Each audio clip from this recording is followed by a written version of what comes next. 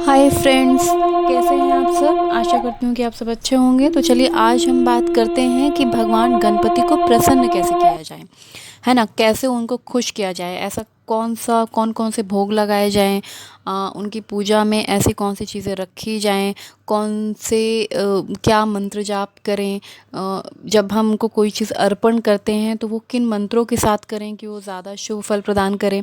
तो चलिए आज हम इसी टॉपिक पे बात करेंगे।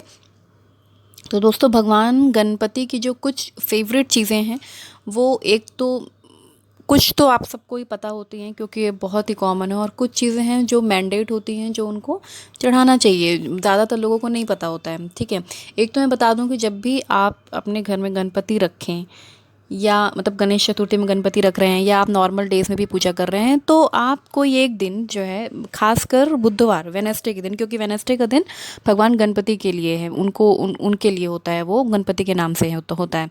तो बुधवार के दिन जो है गणेश भगवान के दर्शन मंदिर में ज़रूर करें। मतलब आप हफ्ते में एक नियम बना लें कि एक दिन तो आप मंदिर ज़रूर जाएंगे, दर्शन करेंगे, प्रसाद प्रसाद चढ़ाएंगे, आरती करेंगे। ठीक है, वो बहुत ज़रूरी। उसका रीज़न क्या है? रीज़न ये है कि दोस्तों, आप जो अपने घर में मूर्ति रखते हैं वो मूर्ति प्राण प्रतिष्ठित नहीं होती। ठीक है, उसमें किसी पंडित ने आके उसमें कोई मंत्र जाप नहीं किया, कोई भगवान का आवाहन नहीं किया है। आपने बस एक प्रतीकात्मक रूप के तौर पे आपने एक मूर्ति रख ली है ताकि वो आपके लिए एक सोर्स हो जाए, है ना, कि this is the source of energy for me. ठीक है, कि वो आपके लिए एक सोर्स ऑफ एनर्जी हो गया और आप उससे प्रे करेंगे, है ना। लेकिन जो आप मंदिर में जो मूर्तियाँ होती हैं वो प्राण प्रतिष्ठित होती हैं, वो मंत्रों के साथ वहाँ पे भगवान का आवाहन होता है, भगवान को बुलाया जाता है। ठीक है, तो जो बड़ी बड़ी आपने देखा होगा, जो बड़े बड़े मंदिर होते हैं जहाँ पे बहुत चमत्कार होते हैं, तो वहाँ पे यही होता है कि बहुत प्रोसीजर के साथ, बहुत प्रोसेस के साथ भगवान, ऐसा नहीं कि बस मूर्ति रख दी गई है, ऐसा नहीं है।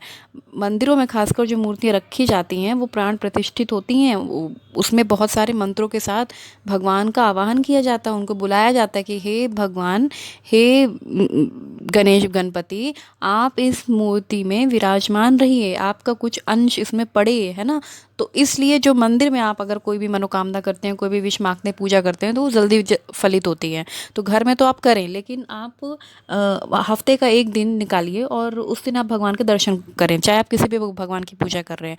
मान लीजिए आप गणेश भक्त हैं तो आप बुधवार के दिन गणपति के दर्शन करेंगे। आप कृष्ण राधा कृष्ण भक्त हैं तो आप शुक्रवार या सोमवार के दिन उनके दर्शन करने जाएं। अगर आप शिव गौरी के भक्त हैं तो आप सोमवार के दिन जाइए। अगर आप विष्णु के भक्त हैं तो आप गुरुवार के दिन जाइए। अगर आप हनुमान जी के भक्त हैं तो आप मंगलवार को जाइए, है ना। तो इस तरीके से आप हर एक दिन होता है जिसमें आपको आप मंदिर ज़रूर जाइए। ठीक है, चलिए। तो अब गणपति को क्या क्या पसंद है? एक तो गणपति को देखिए इलायची पसंद है, हरी इलायची जो होती है। ठीक है, दूसरी चीज़ उनको लड्डू बहुत पसंद है, मोदक पसंद है, हरी दूर्वा पसंद है। ठीक है, हरी दूर्वा चढ़ानी चाहिए, सबको पता है। इसके साथ ही उनको गुड़ हो गया, गुड़ बहुत पसंद है। घी का भोग उनको बहुत पसंद है, सिर्फ कटोरी में घी, शुद्ध घी का भोग। कई कई जगह पे गुड़ और घी, मतलब कई बार गुड़ और घी एक साथ रखना चाहिए, वो भी उनको बहुत पसंद है। काले तिल बहुत पसंद है, काले तिल के लड्डू बहुत पसंद है। काले तिल के लड्डू जो गुड़ डाल के बनते हैं वो भी उन्हें बहुत पसंद है। ठीक है, भगवान गणपति की अगर आप पूजा कर रहे हैं, ये बिल्कुल एक छोटा सा कॉमन स्टेप है कि अगर आप किसी भी भगवान की पूजा कर रहे हैं तो सभी भगवान की पूजा में आपको लौंग, इलायची, पान, सुपारी, ये चार चीज़ हमेशा रखनी चाहिए। लौंग, इलायची, पान, सुपारी। अगर आपने घर में गणपति रखे हुए हैं तो गणपति के दोनों तरफ, खासकर जब आप गणेश चतुर्थी के समय अगर आप गणपति अपने घर में लाते हैं, स्थापित करते हैं उनको 10 दिन के लिए, 11 दिन के लिए, तो ये बिल्कुल माइनर से स्टेप जो लोग मिस कर देते हैं। तो आप जब गणपति अपने घर में लाएं, ठीक है, तो गणपति के दोनों ओर एक एक सुपारी रखें, एक राइट साइड में, एक लेफ्ट साइड में। और वो आप क्या मान के रख रहे हैं? वो आप मान रहे हैं कि वो गणपति की वाइफ है, रिद्धि और सिद्धि। ठीक है, तो दो सुपारी आपने दोनों साइड रख दी, मतलब एक साइड रिद्धि बैठी हुई है और एक साइड सिद्धि बैठी हुई है। क्योंकि और जब भी आप गणपति को कहें कि आप हमारे घर में विराजे, मन में जब भी आप ऐसा बोलते हैं कि आप आइए, बोलते हैं ना, मन में रिक्वेस्ट करते हैं ना भगवान से कि आप आएँ, मतलब हमारे घर में भी आप मतलब विराजमान हो, ऐसा करके हम बोलते हैं ना, रिक्वेस्ट करते हैं। तो हमेशा ऐसा बोलें कि आप, हे गणपति, आप रिद्धि सिद्धि के साथ हमारे घर आइए। ठीक है, ये आपको पता होना चाहिए कि रिद्धि सिद्धि उनकी वाइफ हैं। इसी तरीके से गणपति की जो बेटे हैं वो शुभ और लाभ हैं, वो उनके बेटे हैं। इसलिए आपने देखा है कि जब दीपावली में हम पूजा करते हैं तो दोनों साइड हम राइट और लेफ्ट में हम शुभ और लाभ लिखते हैं। उसका मतलब क्या है, शुभ लाभ उनके पुत्रों का नाम है। इसीलिए जब हम गणपति की पूजा करते हैं तो शुभ और लाभ ज़रूर लिखते हैं। ठीक है, तो इसी तरीके से, तो इसलिए आपको मतलब रिद्धि सिद्धि के नाम पे 2 सुपारी, एक लेफ़्ट साइड में एक राइट साइड में रखनी है। आपको पान ज़रूर रखना होता है, आपको लौंग इलायची ज़रूर रखनी है, हरी इलायची। फिर आपको सुपारी ज़रूर होनी चाहिए, अलग से सुपारी होनी चाहिए। उनकी पूजा में अक्षत ज़रूर होना चाहिए। अक्षत जो होते हैं, अक्षत की कुछ बातें बता देती हूँ मैं आपको। कभी भी टूटा हुआ चावल अक्षत नहीं कहलाता है, जो बीच से टूटा हुआ होता है। ठीक है, जो कंप्लीट, जैसे जो बासमती राइस होता है, आप देखिए वो पूरा पूरा पूरा चावल होता है, तो वही अक्षत आपको चढ़ाना है। दूसरी बात, कभी भी सफ़ेद अक्षत नहीं चढ़ते हैं। अब आप बोलेंगे चावल तो सफ़ेद होता है, तो इसका मेरे कहने का मतलब है कि चावल को हल्दी में, मतलब एक तो अक्षत सूखा नहीं चढ़ता है, ठीक है, तो पानी में हल्दी डालिए थोड़ी सी और उसमें चावल डाल दीजिए। ठीक है, तो आपके चावल गीले भी हो गए और पीले भी हो गए, और वो चावल, वो जो अक्षत है वो गणपति को चढ़ता है। जो वाइट वाले जो होते हैं वो शिव भगवान को चढ़ते हैं, गणपति को हमेशा पीले अक्षत चढ़ते हैं। ठीक है, हाँ, तो उनकी पूजा में जनेऊ होनी चाहिए। जनेऊ के साथ साथ, जनेऊ भी जो हो उसमें भी थोड़ा सा हल्दी और सिंदूर लगा दें। और भगवान गणपति को मोर पंख बहुत पसंद है।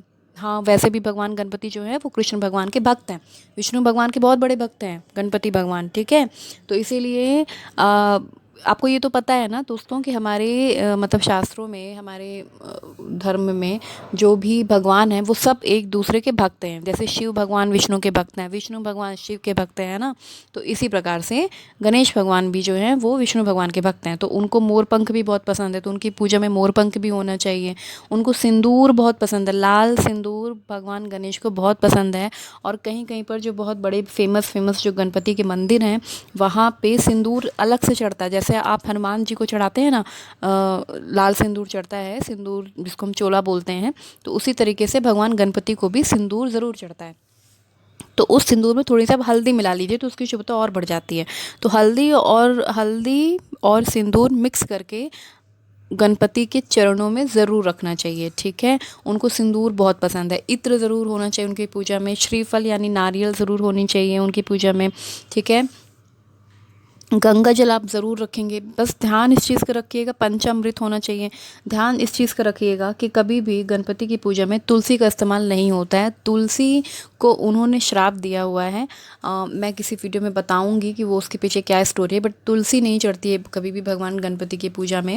मतलब ये जो गणेश चतुर्थी में जब आप भगवान स्थापित करते हैं ना, तो उनकी पूजा कोशिश करें दोपहर में करने की।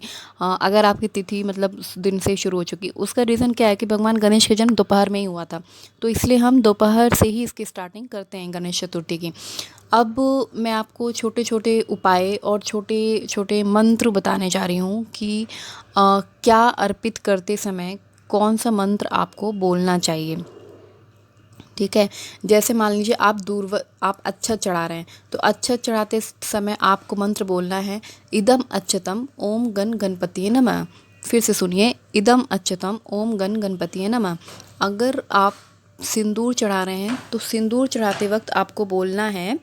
अच्छा, सिंदूर जो है भगवान गणेश को बहुत ही ज़्यादा पसंद है। अगर आपकी लाइफ में कोई आर्थिक क्षेत्र में अगर बहुत परेशानी है, बहुत विघ्न है, तो सिंदूर आप उनको ज़रूर चढ़ाइए। सिंदूर चढ़ाते समय आपको क्या बोलना है, सिंदूरम शोभनम रक्तम सौभाग्यम सुखवर्धनम। फिर से सुनिए, सिंदूरम शोभनम रक्तम सौभाग्यम सुखवर्धनम शुभदम कामदम चैव सिंदूरम प्रति गुहाताम ओम गण गणपतिये नमः। ठीक है, ये मंत्र जो है आपको फ्लैश हो रहा होगा। जब आप दूर्वा चढ़ाते हैं तो दूर्वा जो होती है, गिन के आपको 11 दूर्वा चढ़ानी होती है। 11 नहीं मिल रही है तो 5 चढ़ाएं। दूर्वा का साइज़ हमेशा हथेली से बड़ा होना चाहिए, छोटी दूर्वा कंसीडर नहीं होती है। दूर्वा हमेशा साफ़ सुथरी जगह से उठाइए, जैसे मंदिर के अंदर कोई गार्डन है या कोई साफ़ सुथरा गार्डन है। अच्छा, पार्क में क्या होता है कि ज़्यादातर लोग वॉक करते हैं तो वो पैरों के नीचे वो दूर्वा आती है, तो वो दूर्वा मत यूज़ करिए। उससे भी सबसे बेस्ट ऑप्शन मैं आपको बताऊँ कि आप अपने घर में ही गमले में दूर्वा लगवा लीजिए। ठीक है, उसका कोई मतलब वो आपके लिए हमेशा ही शुद्ध फॉर्म में रहेगी और आपको कहीं बाहर जाके दूर्वा ढूंढने की ज़रूरत नहीं, आपके घर में वो अवेलेबल रहेगी। ठीक है। तो दूर्वा चढ़ाते समय आपको, और कभी भी दूर्वा जो है उनके चरणों में नहीं चढ़ाई जाती। ये बहुत कम लोगों को पता है कि भगवान गणेश को दूर्वा कभी भी उनके चरणों में नहीं रखनी चाहिए। या तो आप उनके हाथ में, जब वो आशीर्वाद मुद्रा में होते हैं तो थोड़ी सी जगह बनी होती है उनके हाथ में ऐसे एडजस्ट कर देने की, या तो आप उनके हाथ में रखिए या तो आप उनके सर में रखिए, लेकिन दूर्वा कभी भी ज़मीन पे ना रखें, पैरों पे ना रखें। इसके साथ ही उनको गुड़हल का फूल बहुत पसंद है। अगर आपके जीवन में कोई आर्थिक तंगी चल रही है, कोई बहुत बड़ी प्रॉब्लम है, तो आप जो गुड़हल का फूल है वो उनके सर में रखें, पूजा करें, और जब वो फूल सूख जाए, चढ़े रहने दें, जब तक वो चढ़ा है चढ़े रहने दें, जब वो फूल सूख जाए तो उस फूल को अपने पास रख लें। इससे गणपति, इससे आपको मतलब लाइफ में जो प्रॉब्लम्स आ रही हैं उनसे लड़ने की आपको पेशेंस और हिम्मत देते हैं। ठीक है, असफलता का जो रेशियो है वो आपकी लाइफ में कम हो जाता है। तो चलिए, मैं बात कर रही थी कि दूर्वा चढ़ाते समय क्या मंत्र बोलना है। तो मंत्र है इदम दूर्वा दलम ओम गण गणपतिये नमः। इदम दूर्वा दलम ओम गण गणपतिये नमः। इसके साथ ही दोस्तों, भगवान गणेश को शमी के पत्ते भी चढ़ते हैं, वो भी उनके बहुत ही प्रिय हैं। शमी चढ़ाने से भी बहुत सारे काम होते हैं। फ़िलहाल वीडियो लंबा हो रहा है, इसलिए मैं नेक्स्ट वीडियो में आपको बताऊंगी कि शमी चढ़ाते वक्त आपको क्या मंत्र बोलने चाहिए और भगवान गणपति को खुश करने के लिए क्या छोटे छोटे से टिप्स हैं जो हमें ज़रूर करना चाहिए। और इसके साथ ही अगर आपकी कुंडली में बुध ग्रह जो है वो दोष उत्पन्न कर रहा है या वो सही स्थिति में नहीं है, तो उससे भी मुक्ति पाने का क्या छोटा सा उपाय है। तो दोस्तों, मेरी वीडियो को जल्दी से एक लाइक दे दीजिए, जल्दी से सब्सक्राइब कर दीजिए, शेयर कर दीजिए, ताकि मैं नेक्स्ट वीडियो